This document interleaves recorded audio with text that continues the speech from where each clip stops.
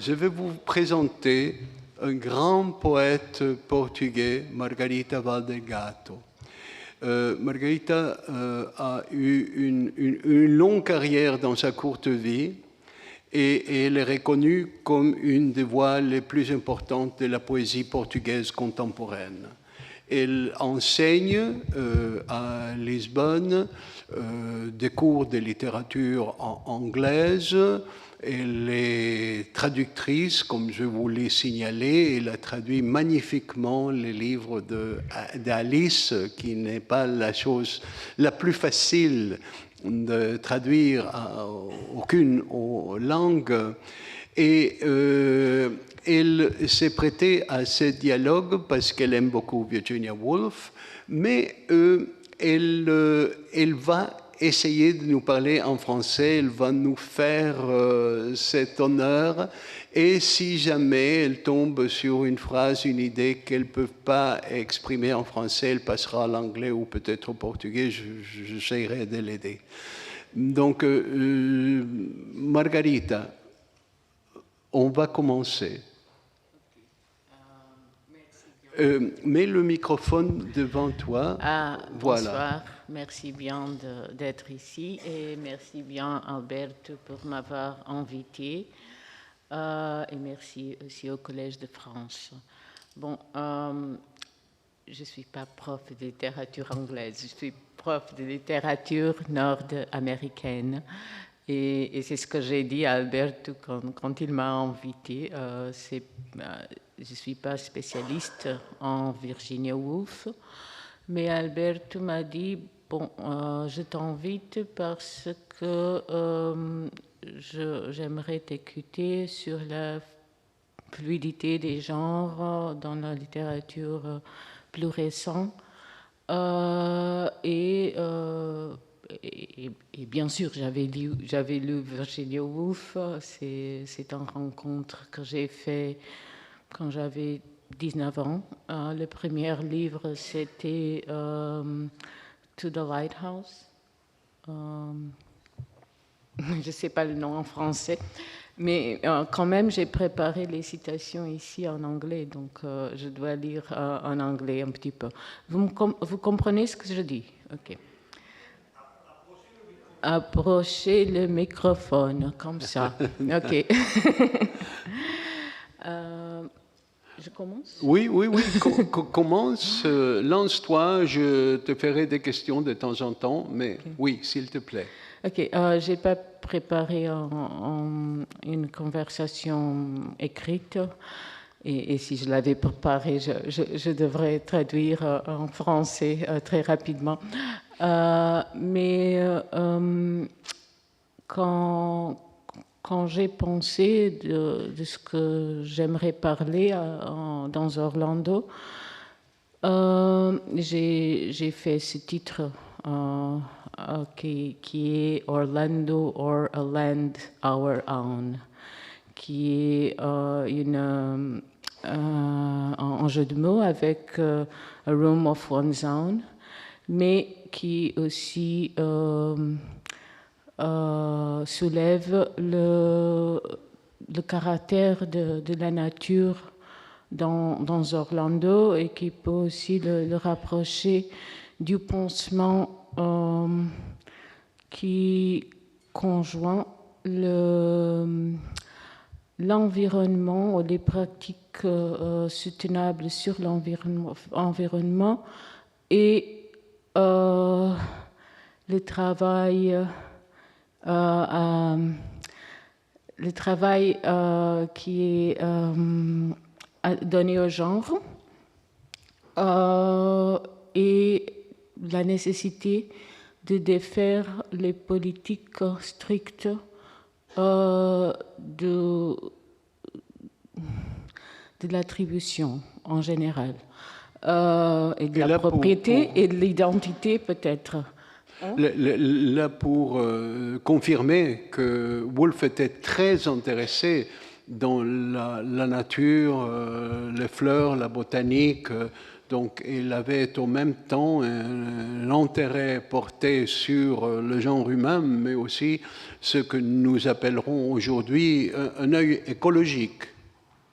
Oui, et quand même, quand on voit ce que se passe dans Orlando, c'est curieux et ça se rapproche à ce qu'a dit Alberto jusqu'à un certain point, parce que il n'y a pas de changement en la relation avec la nature de Orlando homme et Orlando femme. Ou peut-être il y a un petit changement jusqu'à la fin où elle, au lieu de faire l'amour avec le mari, elle est comblée des feuilles.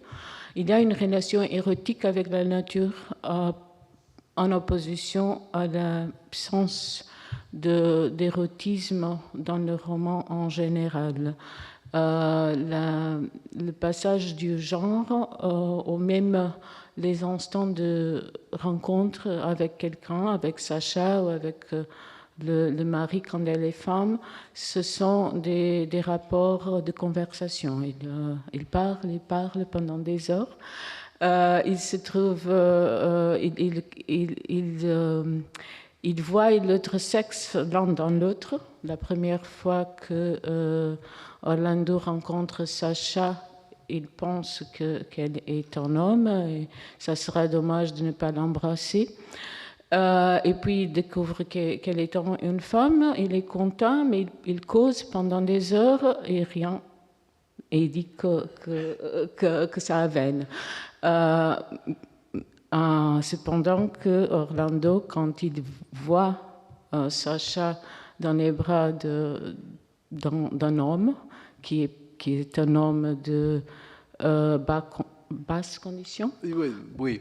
qui est peut-être aussi d'une autre race, il fut enragé. Donc je pense qu'il y a, qu'on peut lire dans le roman tout un réseau de relations avec une structure de narratif qui est patriarcale et contre laquelle Woolf se rebelle. Et je pense même que c'est pourquoi que Orlando a été...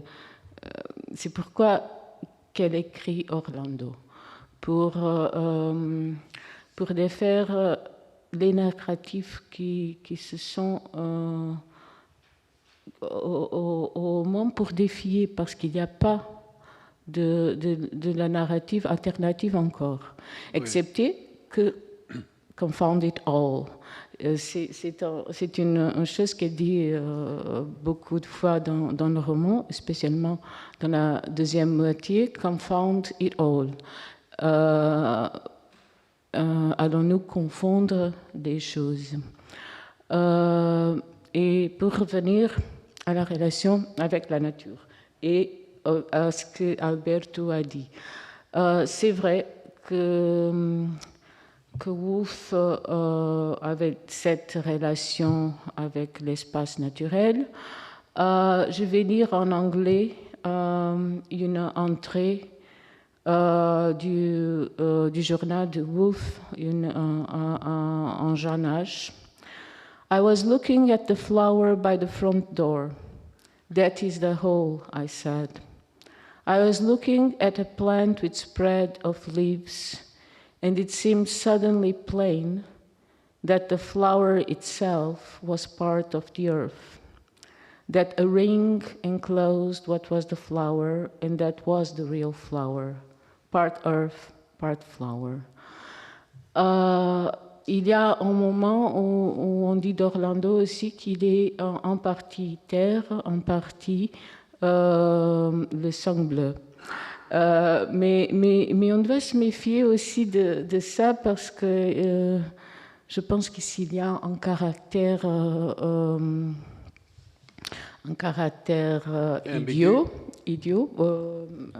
nasty, oui.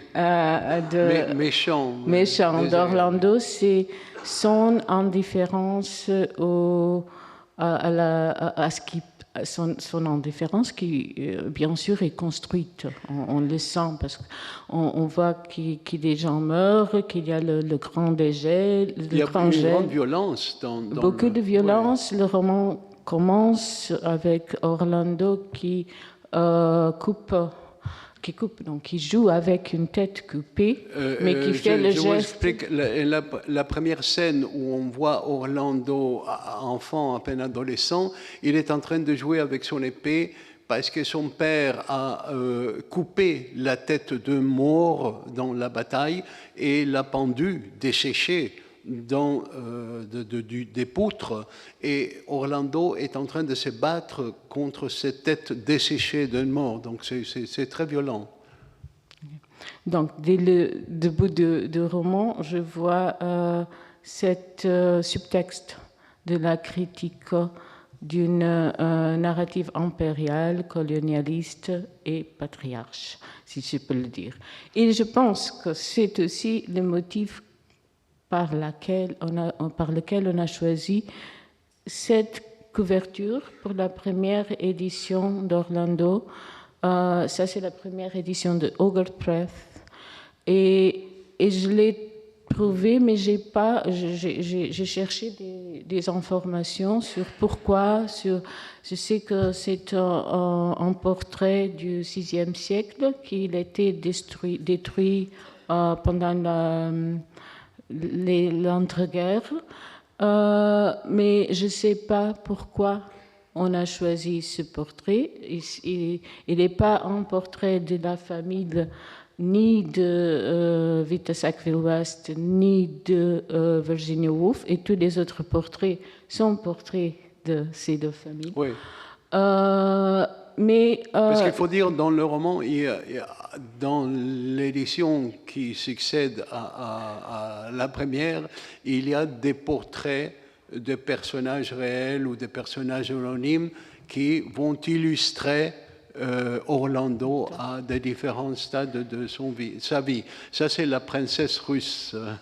Qui est le portrait de la nièce de Virginia Woolf, Angelica Bell, en costume. Et c'est vraiment drôle que tous les portraits sont des personnes de la famille, mais tous en costume aussi. Elles jouent ce qu'elles sont. C'est un jeu de miroir de rôle constamment. C'était l'habitude de la fin du 19e, début du 20e. Pierre Loti, c'est l'exemple le plus notoire en France. Je voudrais faire une petite remarque. Associer cette idée de nature, la double fleur, à ce qu'on avait vu avec Goethe et le poème du Ginkgo biloba, parce que c'est la même idée qui est reprise, l'idée d'une identité double. Okay. Oui, excuse-moi. Ok. Donc, pour revenir à... J'irai revenir à la nature, mais maintenant, pour faire la liaison entre cette questionnement de la nature qui le roman entraîne aussi, parce que il y a une phrase très fameuse qui dit he needed another language and another landscape. Ransack the language as he might, he could not explain.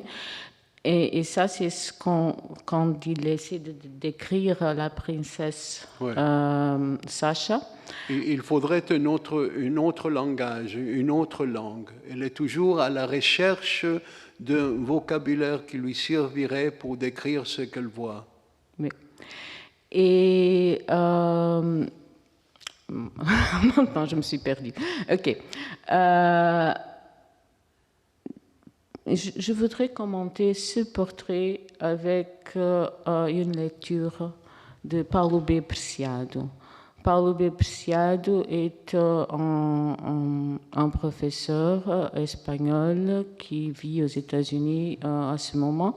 Je pense qu'il a vécu en France, il est enseigné à Barcelone. Il était le fiancé ou la fiancée de Virginie Despentes. Son nom était Beatriz Preciado. Et depuis 2010, il a entraîné une transition. On ne dit pas en ce qui la transition consiste, mais il s'appelle maintenant Paulo B. Preciado. Et à cause de...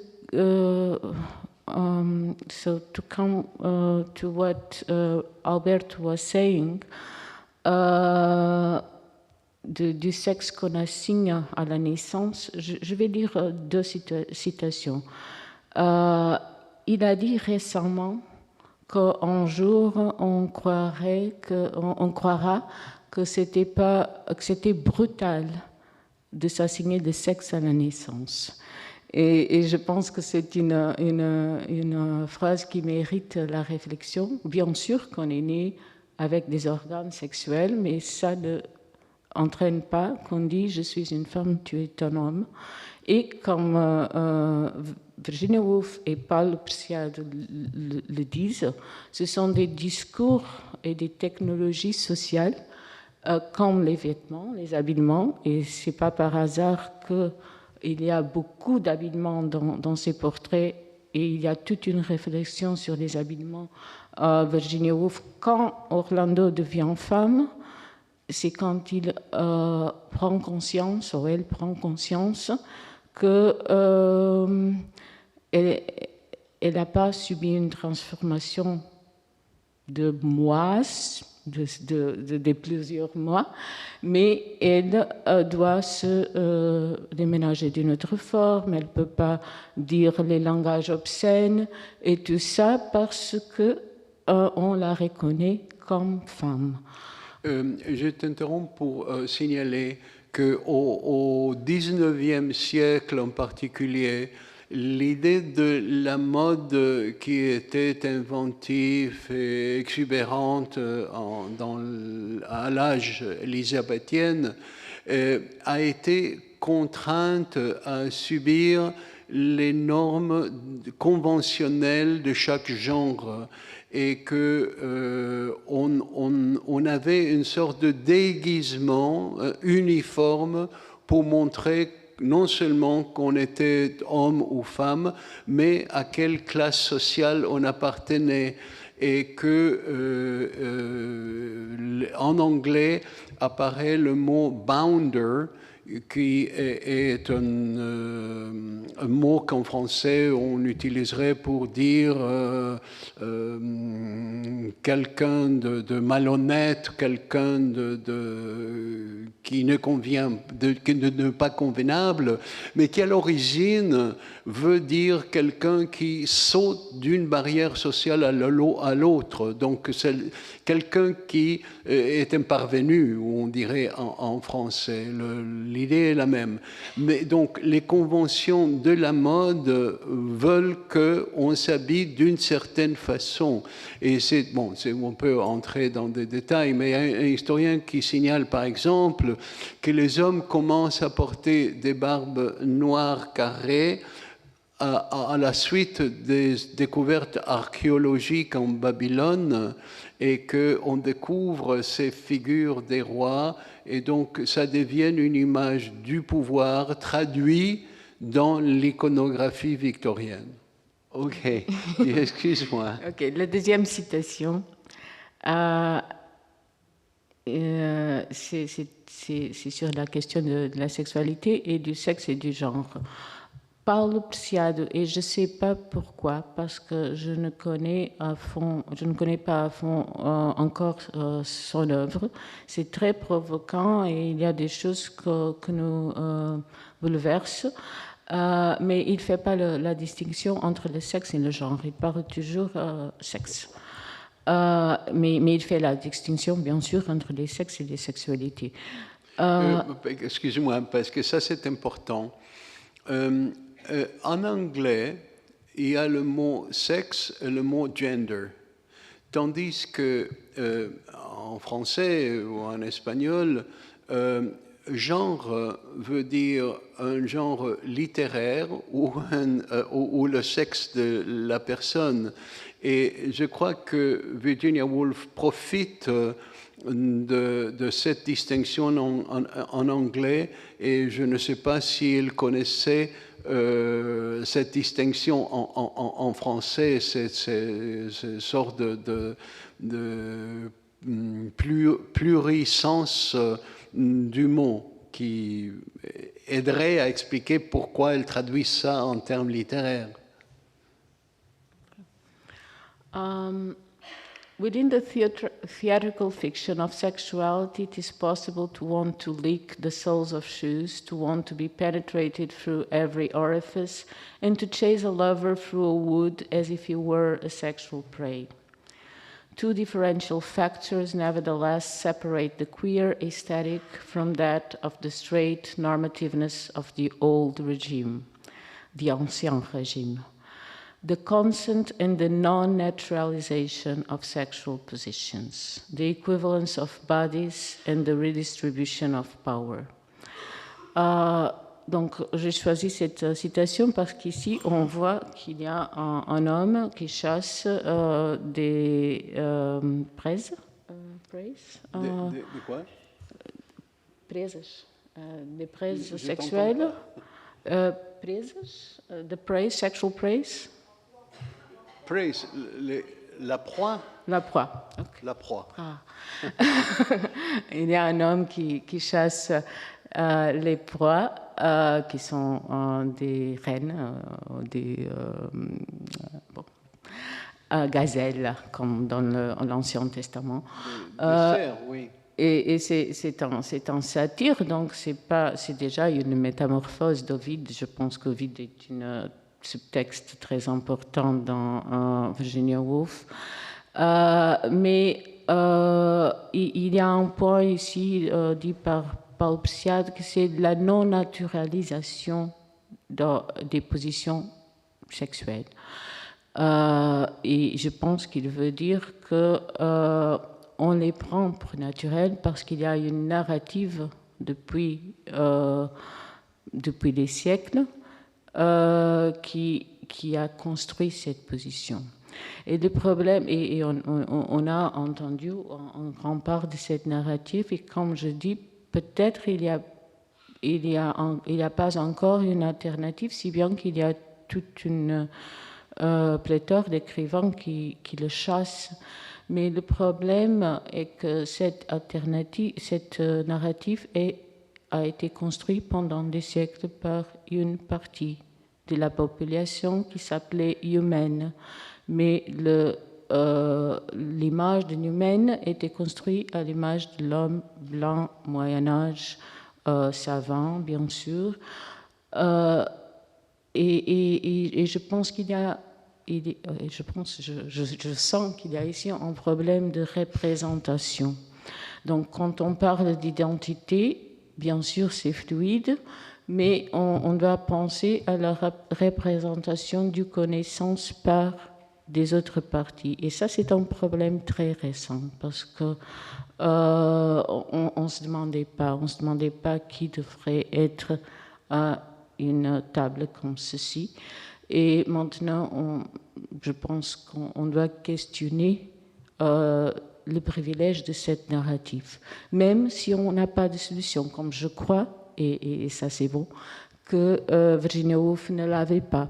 Mais il y a un mythe qui, et encore pour aller à la nature, il y a un mythe que parcourt le roman de Virginia Woolf, qui c'est Daphné et Apollon. Et il y a une tapisserie, et la tapisserie, nous savons, c'est très associé à la femme, à Pénélope, à l'histoire par les images, et aussi à ce qu'il y a de l'autre côté de la pâtisserie. Pâtisserie. Donc, dans le hall de la vieille maison de Orlando, il y a une tapisserie de laquelle on s'aperçoit environ la page 70, quand il est encore homme, peut-être il l'a acheté, parce qu'il y a en face de la ville d'Orlando où il est ennuyé et il décide de remeubler toute la maison. Et c'est la première fois qu'on se rend compte qu'il y a cette tapisserie et qui représente cette mythe. Et aussi en mythe ovidien, où Apollon chasse Daphné. Il a été rusé par Cupido, il a été tombé amoureux, mais Daphné s'enfuit. Et elle ne veut pas Apollon et elle demande soit à Zéus, soit à son père de faire quelque chose. Et ce qu'il amène, c'est qu'elle est transformée en laurier pour que Apollon ne la prenne pas. Et il y a aussi une partie que je pense jolie de cette histoire dans certaines versions, parce que Apollon dit bon, je peux pas te prendre, mais pourrais-tu me donner l'ombre? Et elle dit oui et court. Elle se penche pour lui donner de la sombre, mais c'est tout ce qu'elle fait. Mais c'est aussi une narrative insatisfaisante parce que ça semble être la seule escapatoire de la femme. C'est bon, je deviens nature. Et là, on risque aussi l'essentialisation de la nature en continuité de la femme. Ce qui est vrai, c'est que la tapisserie reparaît spécialement dans la fin de la roman, et ce que Woolf répète, c'est « and still the hunters », et elle le dit soit au pluriel, soit au singulier, et les chasseurs chassaient encore, et Daphné volait, flou, encore. Et ça, bon, elle ne le laisse pas transformer en laurier apparemment, si bien que la première fois que Orlando prend le stylo dans le roman pour écrire, il veut attraper le verre dans le laurier et il découvre qu'il ne peut pas. Orlando écrit un long poème, The Oak Tree, qui incorpore ses idées sur la nature et aussi rejoint le mythe que Margarita est en train de nous décrire, parce que si bien le poème c'est sur une chêne et pas sur un laurier, ça rejoint l'idée de cette union de la nature et le féminin, tandis que le masculin reste à l'extérieur, et le chasseur et le contemplateur, mais il ne peut pas avoir un dialogue intégré entre le masculin et la nature. Il y a des scènes aussi où Orlando subit cette transformation aussi. Il sent que le chêne et la spine de la terre et qui à la continuation du chêne, il peut monter le dos du monde. Mais j'aime bien le poème. L'idée d'écrire ce poème pendant 400 ans. Ce qu'on voit dans la part du roman, qui est un roman à clef, c'est que le poème était aussi une parodie du poème que Vita Sackville écrivait et qui a gagné un prix, The Land. C'est un poème épique. Et c'est pourquoi aussi j'aime bien le jeu de mots A Land Our Own, parce que il est possible aussi qu'en écrivant cet roman...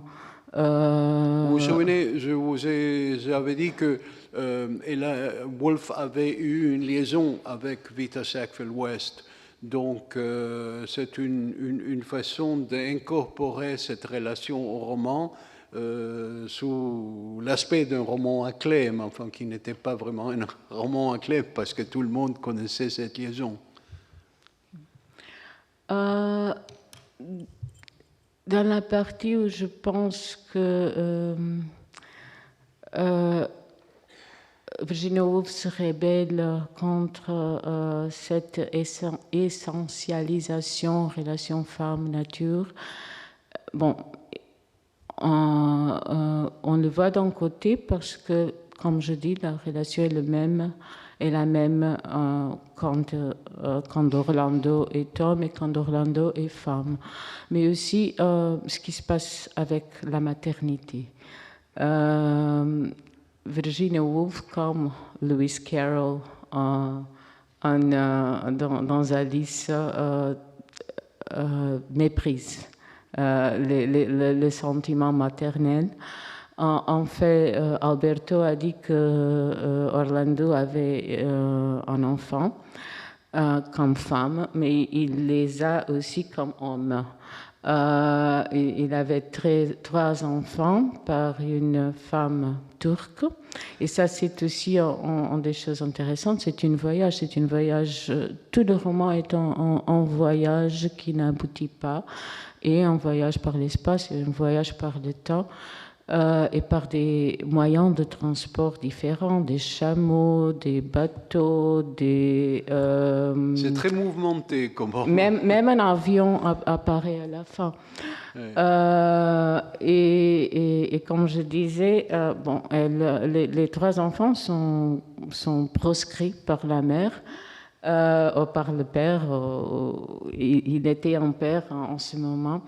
D'une façon très, très violente, qui rappelle Lewis Carroll quand il représente la duchesse qui est avec l'enfant et l'enfance. L'épisode d'analyse auquel Margarita se réfère, c'est quand la cuisinière, sous l'aspect de la duchesse, tient un cochon dans ses bras et le cochon se transforme en garçon. Parce que Lewis Carroll disait qu'il aimait tous les enfants sauf les garçons. Finalement, quand elle est femme, le processus d'avoir l'enfant, ça mériterait toute une heure d'analyse. C'est un passage très très belle, c'est 3 pages, mais on ne se rend pas compte que ça c'est un accouchement parce que personne ne nous avait pas dit que Virginia Woolf était enceinte. Donc ce qu'on voit en première partie, c'est un roman de Kingfisher. Kingfisher. Kingfisher. Je ne sais pas comment on appelle ce oiseau. On l'appelle le garde-rivière en portugais. Au martin pêcheur. Martin pêcheur. Okay, on a ça aussi au portugais, mais on l'appelle aussi le garde-rivière. Bon, et il y a ce martin pêcheur qui vient, qui ne vient pas, qui attrape, on ne comprend pas ce qui se passe. Et puis, il y a tous les bruits de la nature et de la cité en conjoint, et on entend des soupirs qui sont plus forts, mais on ne se rend pas compte que c'est un accouchement. Si on relit, on voit une espèce de cycle biologique qui est là, oui. Mais après on est dit, et un enfant est né à Orlando. Et si bien que ce passage est très belle, on n'entend plus de cet enfant, sauf au moment où Wolf est dans un magasin et elle veut des petites bottes, peut-être pour l'enfant, mais on ne sait pas ce qui s'est passé.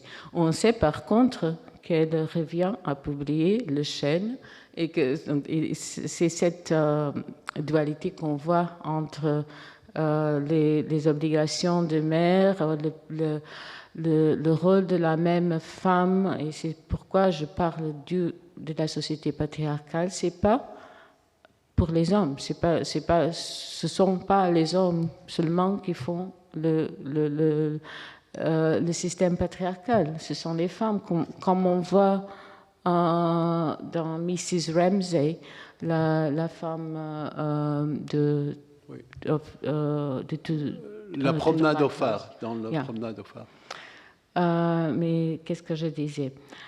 Et ça, excuse-moi, pour le Martin Pêcheur, c'est comme Virginia Woolf le savait très bien, c'est les symboles, un des symboles de la résurrection dans l'iconographie chrétienne. Donc, attaché à la naissance, ça a beaucoup de sens. Et ce qui, dans la promenade au phare, est à la fin la vision que Mrs. Ramsay a, et qui, le roman finit, on ne sait pas très bien ce qu'elle a vu, mais elle dit « j'ai eu ma vision ». Donc, ok. Et ça c'est très drôle dans Virginia Woolf, parce qu'il semble toujours qu'on va aboutir à quelque chose. Il y a une partie que j'adore, qui c'est en fait divers, mais pour les personnes comme moi qui sont spécialistes au 19e siècle, moi en littérature nord-américaine, il y a une partie où elle, au 19e siècle, elle achète tous les livres parce qu'elle s'est rendue compte qu'elle est au 2e siècle et elle doit avoir toute la littérature.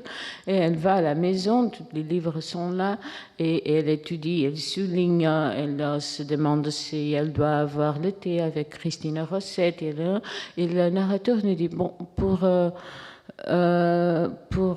faire une simule de la littérature victorienne, il y a deux options. On fait un traité, ou on fait un résumé en 6 lignes.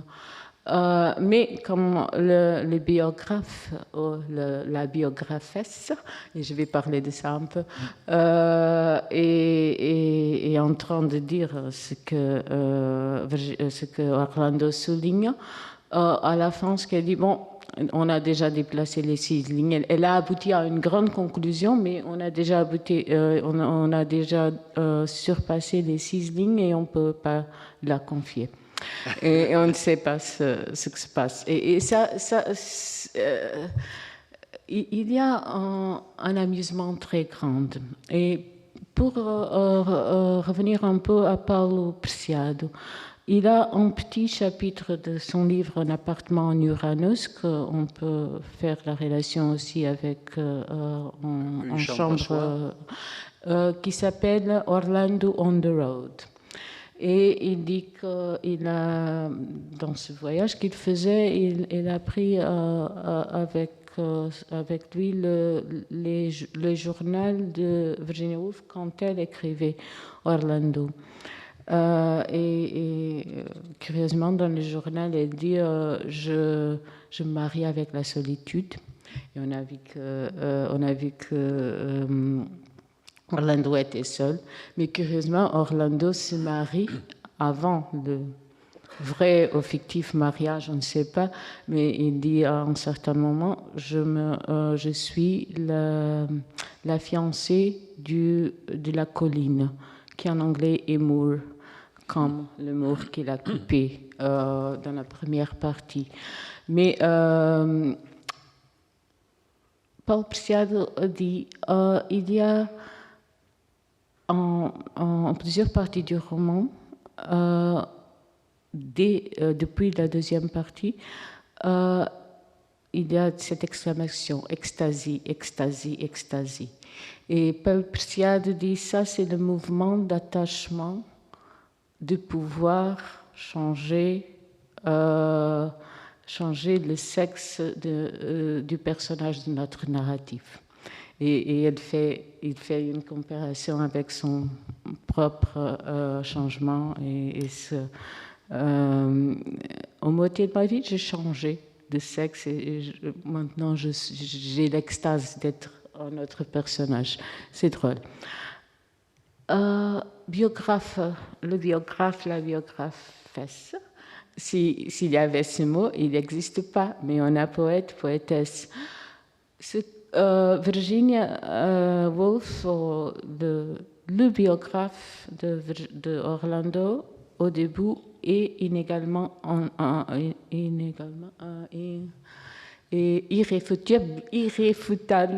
un homme. Mais à la moitié du roman, elle parle du biographe de deux sexes.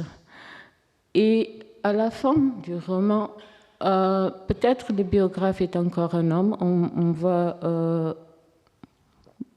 un ou deux prénoms personnels, mais il y a tout un attaque, un combat avec ce qu'elle appelle le romancier homme, le male novelist. Qui est très présente dans Une chambre à soi, parce qu'elle fait ce contraste constamment. Donc, peut-être pour conclure, on va dire ce que tu penses sur la possibilité que l'écrivain a de passer d'un genre à un autre, de passer d'un sexe à un autre, de passer à une identité à une autre.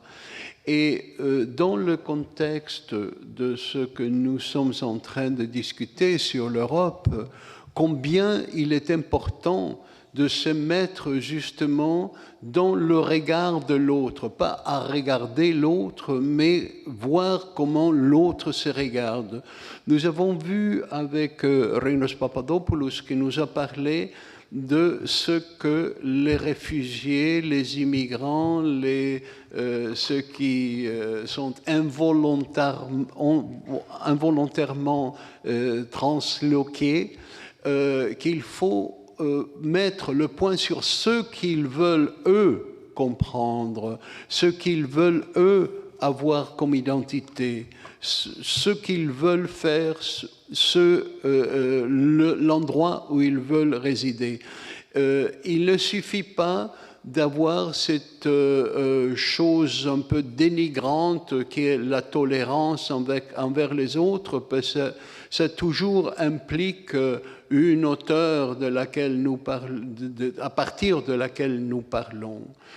Comme Virginia Woolf, nous devons passer d'un sexe à l'autre, passer d'un siècle à un autre, passer d'une identité à l'autre, parce que je crois que si nous devons considérer l'Europe, nous devons la considérer dans le contexte de la planète tout entière et savoir que toute autre personne est nous-mêmes. Il y a une expression en anglais qui dit « There, but for the grace of God go I ». Là, en signalant quelqu'un, sauf à cause de la grâce de Dieu, c'est moi qui va. Je suis toujours l'autre. Rimbaud avait raison dans les deux sens. Je est un autre, je est l'autre, je sont les autres. Et si nous pouvons nous accrocher à cette idée dans le contexte de la politique et de la littérature, peut-être nous verrons un peu plus clair. Une petite chose.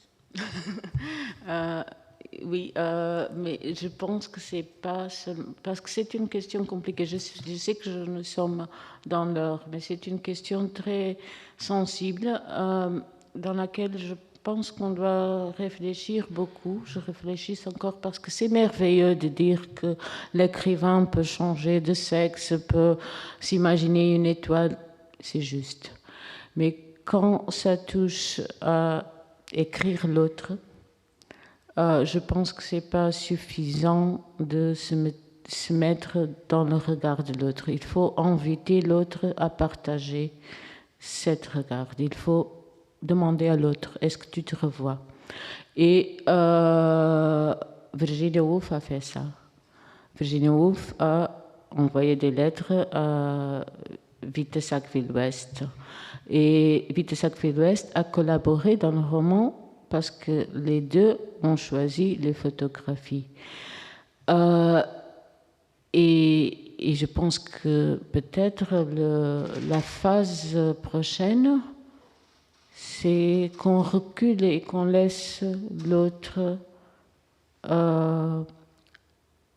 avec au sens autorité, dans le sens, parce qu'on peut partager l'autorité. Je portais ici des nouvelles lettres portugaises qui sont peut-être un exemple de descendance de la Virginia Woolf. On ne sait pas qui a écrit, et c'est pas écrit comme en narrative hiérarchique. Ce sont plusieurs textes, plusieurs formats échangés entre elles. Mais je pense, comme je disais, peut-être la prochaine phase, c'est de reculer un peu et et que l'autre écrit son regard. Merci.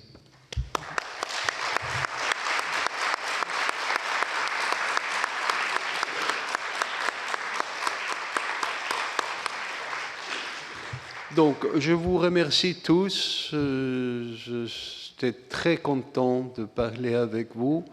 Venez au colloque et si vous avez des questions, s'il vous plaît, posez-les-nous lors du colloque et passez un très bon mois de mai jusqu'au début juin. Le 7 juin. Le colloque est le 7 juin. Merci encore et bonne soirée.